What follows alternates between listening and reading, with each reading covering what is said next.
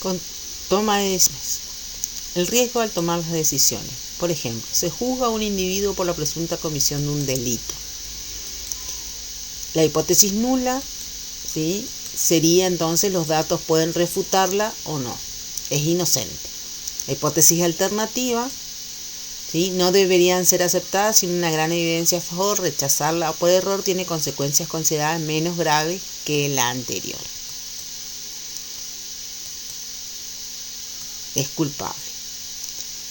Ejemplo 2. Se cree que un nuevo tratamiento ofrece buenos resultados. La hipótesis nula, ¿sí?, sería inocente o culpable. En este caso entonces sería no es especulativa, ¿sí? La hipótesis alternativa es especulativa. En nuestro ejemplo entonces ahora sería el nuevo tratamiento no tiene efecto, no es especulativa, y en la hipótesis alternativa el nuevo tratamiento es útil, especulativa. Ejemplo 3. Parece que hay una incidencia de la enfermedad más alta de lo normal. Entonces la hipótesis nula sería de que no hay nada que destacar, y la hipótesis alternativa de que hay una situación anormal. Entonces, la relación entre los resultados posibles de una prueba y la verdad se muestra en la siguiente tabla. Sí, tenemos entonces el resultado del estudio, ¿sí?, los tratamientos difieren o los tratamientos no difieren. Entonces los tratamientos difieren sería, si es cierto que el tratamiento difiere y en sí difiere, entonces sería un verdadero positivo, que es verdad. Los tratamientos difieren, pero en sí no difieren, entonces es un falso positivo, un error de tipo 1. Si los tratamientos no difieren y yo llego a la conclusión que los tratamientos difieren, es un falso negativo, un error de tipo 2. Y si los tratamientos no difieren y yo llego a la conclusión de que no difieren, es un verdadero negativo. Entonces los casilleros A y D, los resultados del estudio concuerdan con la verdad, ¿sí? Sin embargo, en los casilleros B y C, los resultados del estudio no están de acuerdo con la verdad. Es decir, se cometen errores. Estos dos tipos de error difieren en sus origen y en sus implicaciones. Si el estudio encuentra una diferencia en los tratamientos cuando de hecho no hay diferencia, el casillero B, entonces se ha producido un error de tipo 1.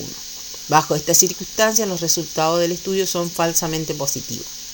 Si el estudio no encuentra una diferencia en los tratamientos cuando en realidad sí los hay, se dice que va a ocurrir un error de tipo 2. Bajo estas circunstancias, los resultados del estudio son falsamente negativos.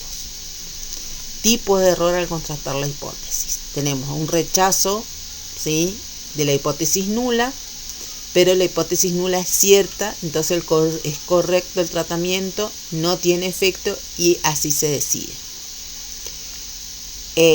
Sí, no rechazo la hipótesis nula.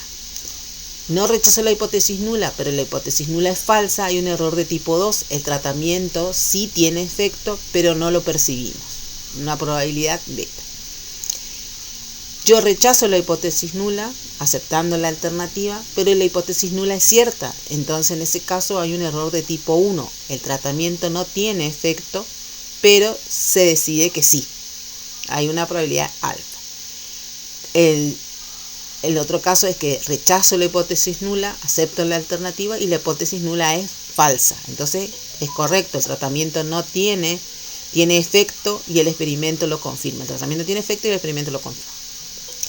La probabilidad de un error tipo 1 es el nivel alfa. La diferencia observada entre grupos no es una diferencia verdadera, sino debida a la causalidad.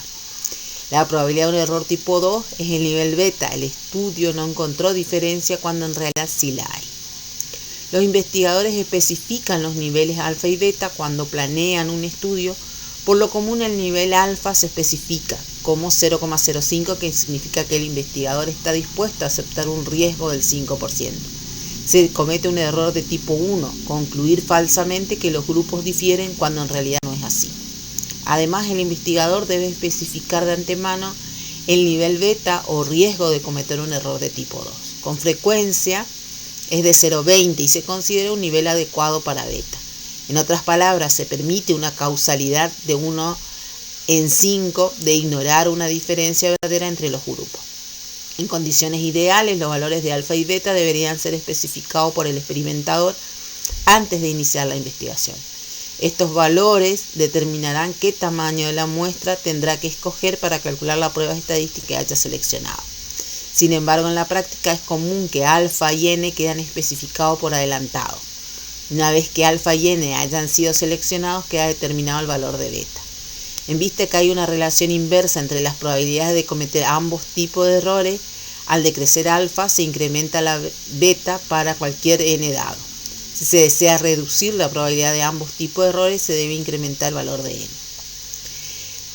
En general no podemos tener todo, ¿sí? Si podemos recordar que lo que hablamos de sensibilidad y especificidad, ¿sí? Cuando un tamaño de muestral fijo no se pueden reducir a la vez ambos tipos de error. O reduzco el error de tipo 1 o reduzco el error de tipo 2. Para reducir el valor de beta hay que aumentar el tamaño de la muestra. En el caso de la investigación clínica, otro parámetro de estudio en el extremo importante es la magnitud de la diferencia en el resultado entre los grupos de tratamiento que el estudio está ideado para detectar. Esta diferencia entre los tratamientos bajo comparación tiene gran importancia y deberá seleccionarse con base a la información clínica al decidir sobre el nivel de diferencia. Las hipótesis no se plantean después de observar los datos. En ciencia, la hipótesis nula y alternativa no tienen el mismo papel. La hipótesis nula es la hipótesis científicamente más simple y la hipótesis alternativa el peso de la prueba que recae en ella. Alfa debe ser pequeño. Rechazar una hipótesis consiste en observar si P es menor que alfa. Rechazar una hipótesis no prueba que sea falsa. Podemos cometer un error de tipo 1. No rechazar una hipótesis no prueba que sea cierta. Podemos cometer un error de tipo 2. Si decidimos rechazar una hipótesis, debemos mostrar la probabilidad de equivocarnos. Entonces, el nivel de significación alfa define la probabilidad de rechazar la hipótesis nula cuando en realidad es verdadera, error de tipo 1. La probabilidad de que se acepte una hipótesis nula cuando en realidad es falsa queda definida por beta, error de tipo 2. La potencia 1 menos beta mide la probabilidad de rechazar en forma certera